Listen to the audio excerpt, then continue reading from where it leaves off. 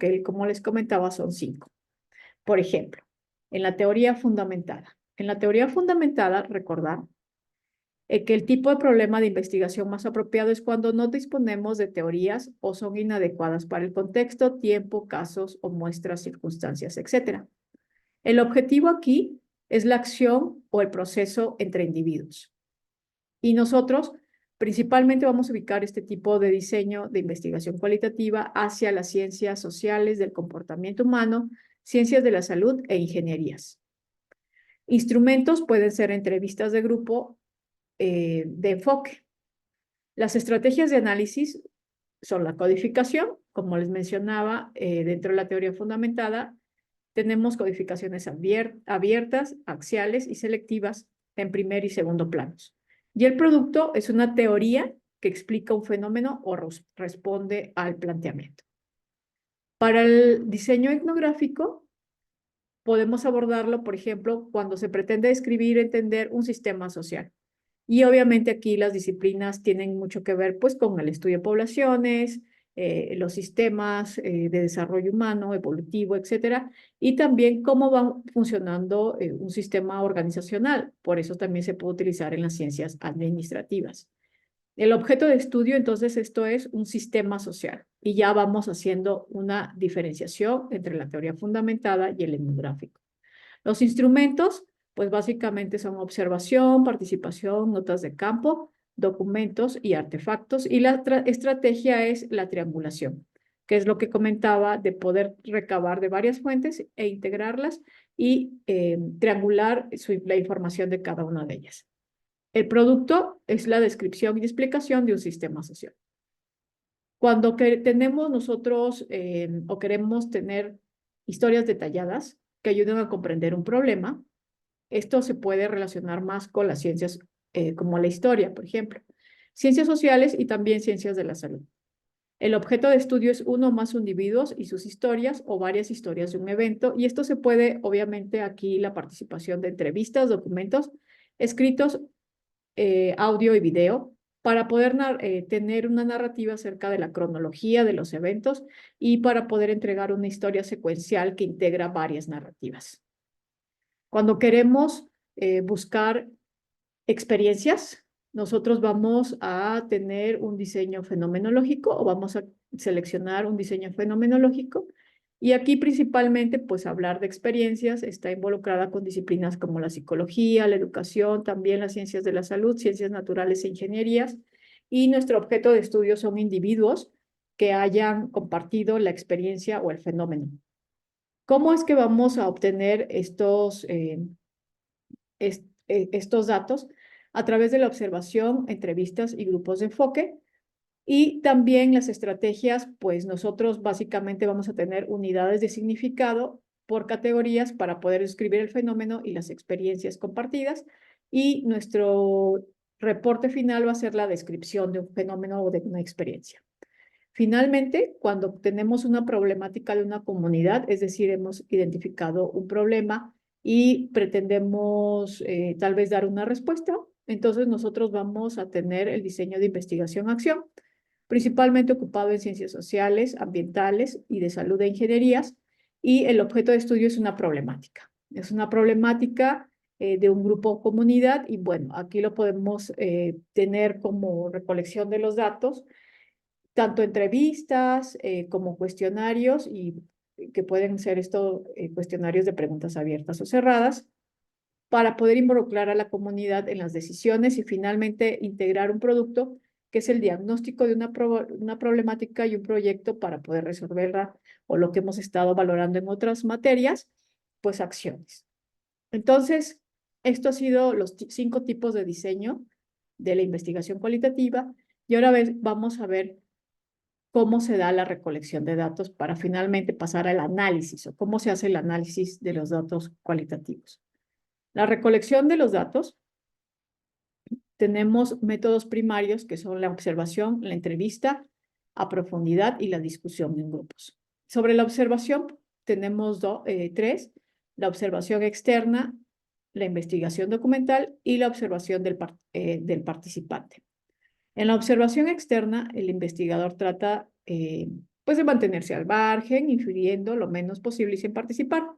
Ya podrían ustedes estar localizando dentro de los 5 tipos de diseño del enfoque cualitativo en donde podríamos tener este tipo de recolección de datos. El otro es la investigación documental, pues tal cual vamos a los documentos y al análisis de su contenido y a la observación del participante, donde el investigador tiene una interacción directa. Y pues bueno, aquí tenemos diferentes métodos para esta recolección, principalmente por la entrevista individual y la otra es entrevista a profundidad y finalmente la discusión de grupos. Los tipos de investigación cualitativa más utilizados son nuevamente estos 5. El número 5, donde el primero son las entrevistas de grupo. Segundo, entrevistas estructuradas y no estructuradas.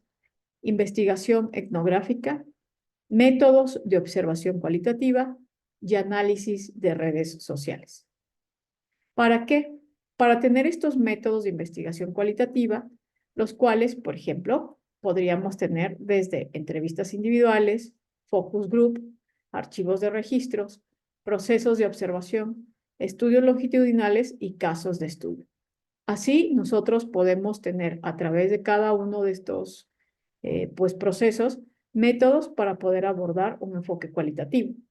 Cuando hablamos de la entrevista, tenemos que tener, ya sabemos y lo hemos realizado, ciertas características que convierten algunas de ellas en fortalezas y otras en debilidades. Si tomamos una entrevista informal, aquí nosotros las preguntas las surgimos de acuerdo al contexto, de acuerdo a cómo se vaya desarrollando de forma natural, pues la entrevista o de las respuestas que nos dé el entrevistado y pues nosotros no llevamos ninguna guía. Las fortalezas, pues que aquí es que vamos a ver de qué manera los individuos se adaptan a las circunstancias, de qué manera responden, de qué manera tiene una situación de lenguaje corporal, por ejemplo, que también nosotros podemos obtener para validar o para recolectar los datos, más bien, para recolectarlos. Como debilidades, pues es información diferente. Si hay más de un entrevistado, pues no podríamos nosotros como tal estandarizar una respuesta o en todo caso poder formular una interpretación con una validez mayor. Y aquí la organización y el análisis pueden ser complicados. Cuando tenemos en la entrevista un método guía, pues evidentemente esto es diferente que el primer caso y tenemos temas más especificados que ya podemos tenerlos como tal, en un documento guía y podemos estar por adelantado formulando de manera esquemática las preguntas. Y la fortaleza es que obviamente al tener nosotros la posibilidad de desarrollar este esquema, podemos nosotros tener una recolección sistemática. Las debilidades son que puede haber preguntas sustancialmente distintas, que tal vez estemos orillando y colocando algunos sesgos, porque pues no podemos conocer las diferentes perspectivas de acuerdo al entrevistado. La entrevista abierta o estandarizada, se hacen preguntas en el mismo orden. La fortaleza es que incrementa la comparabilidad de las respuestas y las debilidades es que tiene poca flexibilidad en determinados individuos y circunstancias. La entrevista cerrada, las respuestas son fijas, el entrevistado escoge opciones. Las fortalezas son que el análisis de datos es sencillo y las debilidades es que limitan la respuesta a la categoría establecida, ¿no? Son mucho más, como su nombre lo indica, cerradas y pues es un constructo a veces solamente para seleccionar respuestas. Entonces, la entrevista individual a profundidad, pues es donde el entrevistador se puede acercar y puede incluso tener una relación recíproca con el entrevistado. Y la diferencia con los grupos focales es que aquí no es solo entrevistador-entrevistado, sino que también el entrevistado se relaciona con otros, a su vez con el entrevistador, por lo que estas respuestas van a repercutir con la interacción entre los miembros del grupo. Las consideraciones éticas es otra parte importante de la recolección de los datos, no solo tener el método, sino saber también distribuir bien todas estas características que se mencionan, en que básicamente pues no dista mucho de las consideraciones éticas para las entrevistas, perdón, para los métodos cuantitativos. Y como punto final, el análisis cualitativo, lo que tenemos que tener muy en mente son este esquema que les traje, en donde, si se fijan, no es lo primero que aparece en este esquema es de que no es algo seriado, como tenemos en mente el diseño del enfoque cuantitativo. Y entonces empieza con la recolección y análisis de datos en la investigación cualitativa para poder obtener estos datos que se convertirán en información. Y entonces esta recolección nosotros lo hacemos, si bien con todos estos métodos que hemos visto, donde podemos tener entrevistas, anotaciones, grupos de enfoque, documentos, la parte incluso de ir hacia las redes sociales, etcétera. Y podemos llegar a tener este muestreo que, si bien no es probabilístico, pero podemos tenerlo de alguna manera indirecta. Y también nosotros, después de la recolección, podemos al mismo tiempo, si se fijan, está como en paralelo, ya tener un análisis de datos que nos va a permitir incluso ir generando mucho más preguntas de investigación. En el análisis de datos, que son estos recuadros en verde, principalmente lo que hay que hacer es una manera estructurada y poder conducir ya a estos datos que hemos recabado hacia el análisis del material y también el análisis de manera paralela, no solamente la codificación, sino también ya ir averiguando o ir colocando sobre el protocolo auxiliares de estas análisis de datos, principalmente auxiliares computacionales, ¿no? Que existen hoy actualmente. En cuanto al análisis del material, en el análisis de datos, pues sus principales criterios son 4. La dependencia, la credibilidad, transferencia, confirmación. Y aquí es lo que yo les mencionaba acerca de la codificación, en que puede ser abierta o de primer nivel, o axial o de segundo nivel.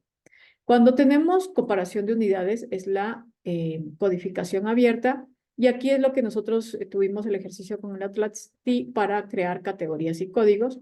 Y en el axial es cuando da lugar a interpretación de los datos, por ejemplo, desarrollo de temas y patrones, o codificación selectiva para la generación de hipótesis, explicaciones, teorías y narrativas. Es decir, un segundo paso después de la abierta o de primer nivel. Aquí se van creando ejes temáticos y por ello se le llama axial o de segundo nivel. Aquí nosotros hemos visto el Atlas T como parte de este programa informático para el análisis de datos cualitativos, y aquí les dejo otros como el Ethnograph, el En Vivo, el Decision Explorer, el MassQDI y el DDoS, en donde pues nosotros hemos tenido oportunidad de abordar el primero, pero existen en el mercado estos otros. Finalmente, para la elaboración del análisis del discurso, el método que se prefiere, y les dejo este esquema, pues de manera sinóptica, en un cuadro sinóptico con un inicio y fin del proceso, para a través de 3 niveles, en cuanto sobre todo tenemos un discurso, nosotros podemos estructurar todo el método de análisis, sobre todo cuando tenemos